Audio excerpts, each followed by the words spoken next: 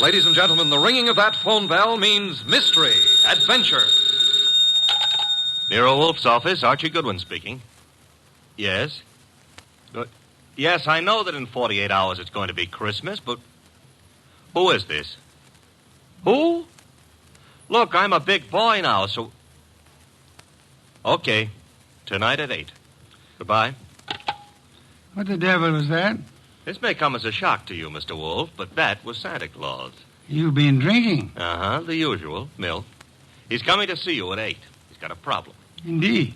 It seems that some low, not to mention murderous character is going around slaughtering Santa Clauses.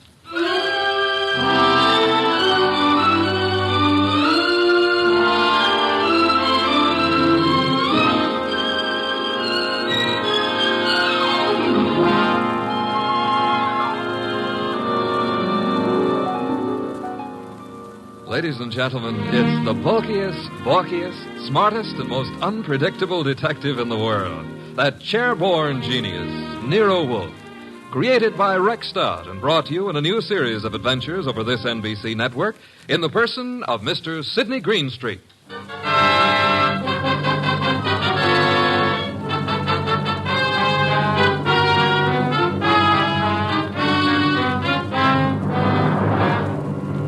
Began earlier than 8, however, the case of the slaughtered Santas. It began, to be precise, on the corner of 34th Street and Carlisle. The hour was close to 6, the weather cold, the sky dark. How you doing, Santa? I'm freezing to death, officer. It's a cold day. You packing up? Yeah, I guess so. Not many people around anymore. Oh, heading for home and dinner. How was the collection?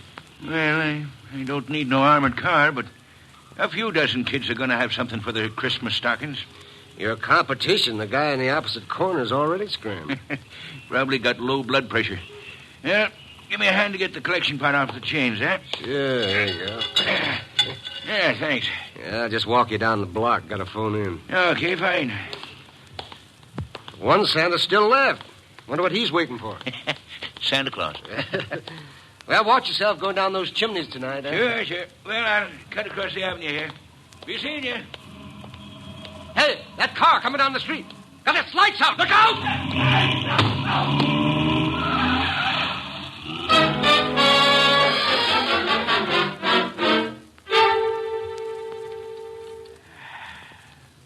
Hey, Peg. Huh? Ever tell you I love you? Oh, it's not me you love. It's the hot soup. Now, you're not the only woman who can cook a dish of soup. Huh?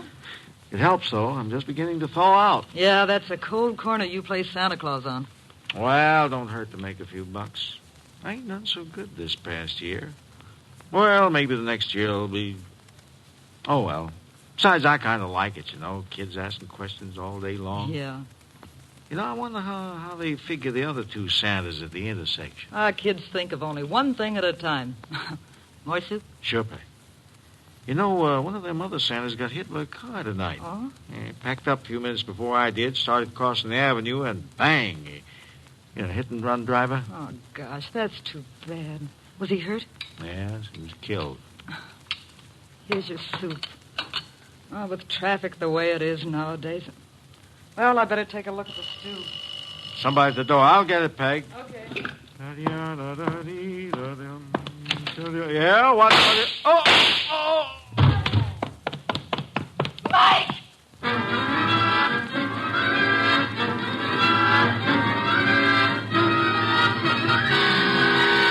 Wolfe? Yes, Archie? I've been thinking. Good heavens. Oh, I admit it won't bring about a national emergency. But, Mr. Wolfe, Christmas is only a couple of days away. If you're hinting about your present... No. I was just imagining you behind a team of reindeer. Your imagination is morbid. You'd make a wonderful Santa Claus. Phooey. You got the perfect build for it. Of course, as for character... Archie. Yeah? Can you picture me scrambling down a chimney? Well, they might have to build bigger chimneys, but... Bah. There's that, too. However... That is the front door. True. I was thinking... You might see who it is. Well, if nobody's been lying to me on the phone, that'll be Santa Claus. Let him in.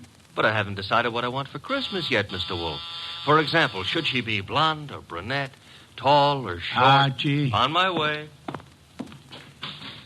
Good evening. I dislike dawdling on anyone's doorstep. Well, stop dawdling. Come in, please. Mr. Wolfe has been warned of my arrival. He has. Through here. Mr. Wolfe, this is, Santa Claus? My name is Barton, John Barton. How do you do, sir? I have no time for the social graces, Mr. Wolfe. I'm about to be murdered. Howdy, in my house, I have objections. I'm a frightened man, Mr. Wolfe. Indeed. This costume you see me in is responsible for it all. Why are you in it? I had a notion it might be, well, entertaining to play Santa Claus in public. I'm a wealthy man, sir. I can afford to have whims. Therefore, I have assumed this masquerade. However, it apparently is going to be the death of me. Mr. Barton, you have adequately conveyed an atmosphere and an emotion. I suggest you concentrate on facts now. Very well. I have been acting as Santa Claus for the Tuberculosis Fund. My station is the corner of 34th Street and Carlisle Avenue. I might add the northeast corner. Why? Because at that intersection there have been two other Santa Clauses. One on the southeast corner and one on the southwest corner. 3 Santa Clauses, then, on 3 corners. Yes. Now then, earlier tonight, the man on the southwest corner started home. He was crossing the avenue when he was run down and killed by an automobile. A regrettable accident. The car was running without lights. It deliberately ran the fellow down and then vanished. Not an accident, Mr. Wolfe. You saw this yourself? I did. 1 Santa Claus dead. The man on the southeast corner got home all right. According to the radio news flash, that's where he was killed by bullets. Coincidence? Possibly, but I wouldn't want to risk my life on the chance. This is Friday night. In the nature of things, you would have made 2 more appearances. Very well, Mr. Barton. I'll write you a check as a retainer, then hurry along home. I'm late now. No. I beg your pardon. You will neither hurry home nor notify anyone at your home of your whereabouts. But you will remain here until such time as I think it's safe for you to leave. The house is well guarded. I can't do that.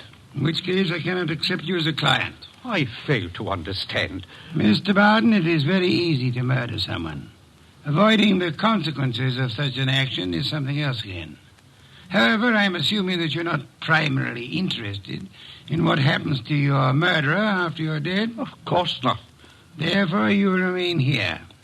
Archie? Yep. First, the corner of 34th and Carlisle, a complete report. But that's nonsense. The corner will be deserted now. Mr. Barton, you're hiring my intelligence. You will therefore permit me to use it as I see fit. A complete report, Archie? Right, sir. You will then visit Inspector Kramer at headquarters. You will, in whatever manner you find effective, collect all the police information about the 2 already murdered Santas. Fine. The manner, I think, will be applying a blowtorch to the inspector's toes. Your levity is ill-timed. The inspector is likely to throw me out of my ear. Your problem. My ear? And on your way home, you might stop in at Mr. Barton's place. I don't see any purpose in that. Mr. Barton, there is a basic problem to which we must find an answer. Whether those 2 men were murdered because they were Santa Clauses or because their deaths were merely preliminaries to yours. Archie, I suggest haste. Yes, sir. And avoid blondes. I would like you to be home in time for Christmas.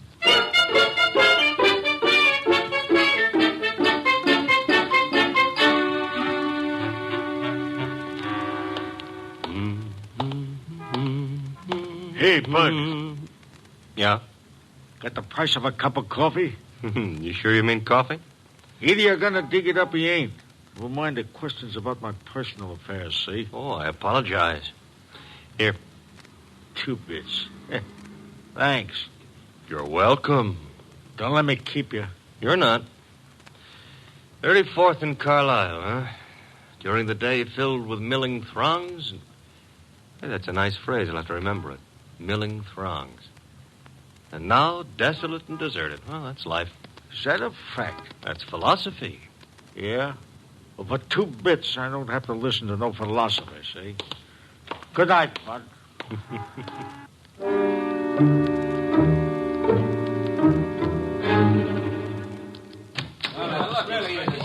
Uh-oh.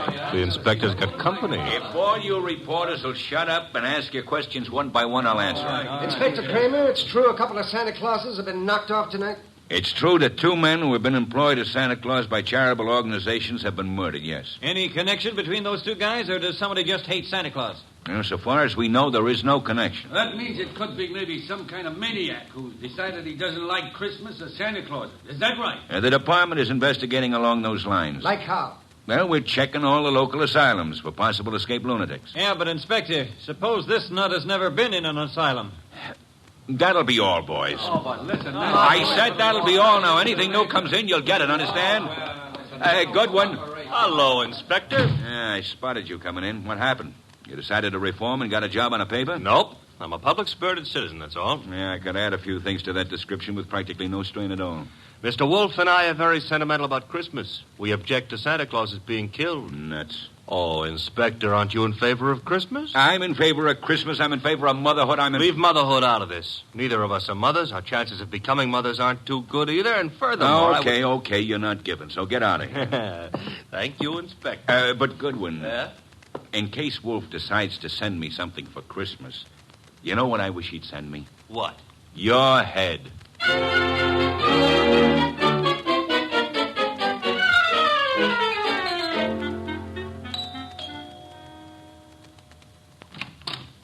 Well, Oh.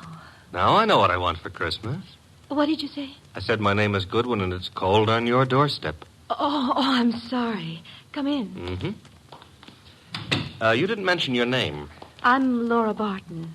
Mrs. Laura Barton? No, Fine. That is, what relation are you to John Barton? his niece. Why do you ask? Oh, you've got a beautiful voice. All this marble and no butler? Well, I don't know where Pleasant is. He should be here. Have him shot at sunrise. Oh, Laura. Wayne, this is Mr. Goodwin. Never heard of him. What does he want? Well, I don't know. Wayne what? Stevens? Uh-huh. Friend of Mr. Barton? Half-brother, but we seem to be doing all the answering. How about your answering some questions, Goodwin? I'll try. Come into the library.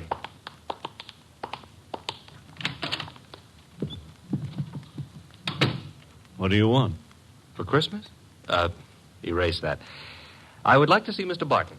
He's not home. Where is he? Don't you know? I wouldn't have come here asking for him if I did, would I? I suppose that's true. What did you want with him? Conversation. About? Anything. You see, I like to talk to rich men. Are you rich? I can't play the piano either. You could always learn. But being rich is harder, I found it. Mr. Goodwin, you must have some reason for coming here, some reason concerning Uncle. Laura, you're being imaginative. Well, Uncle is late. He's probably still on that street corner playing Santa Claus. He enjoys it. Why bother about I what... don't know, except... He's never been as late as this? Well, no. Not since he started that masquerade of his. Would you happen to know where the butler is? Out getting drunk, I suspect. He was in the kitchen a little while ago. Disappeared.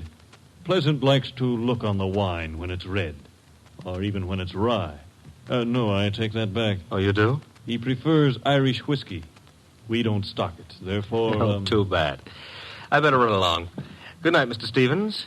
Miss Barton. Good night. I'll see you out.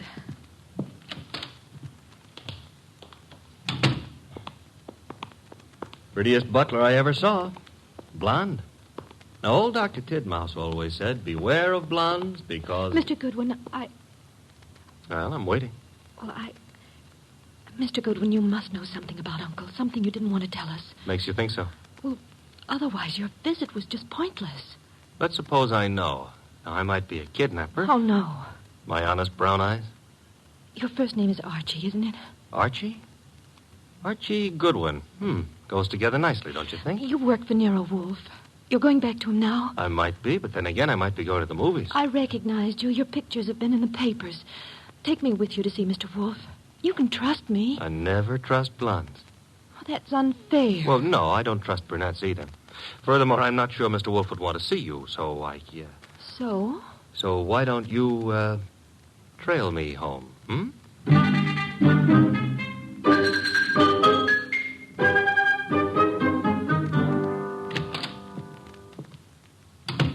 Is that you, Archie? Archie? Where's Santa Claus? Guest room. He was tired. What, I've been trailed home. Indeed? By a blonde. Phooey. All right, I admit I didn't make any strenuous effort to shake her off, but she trailed... Where is she? Outside. Good. Your report. Oh, but she might freeze to death out there. That's her problem. Your report, Archie. It's short and simple. It would be simple.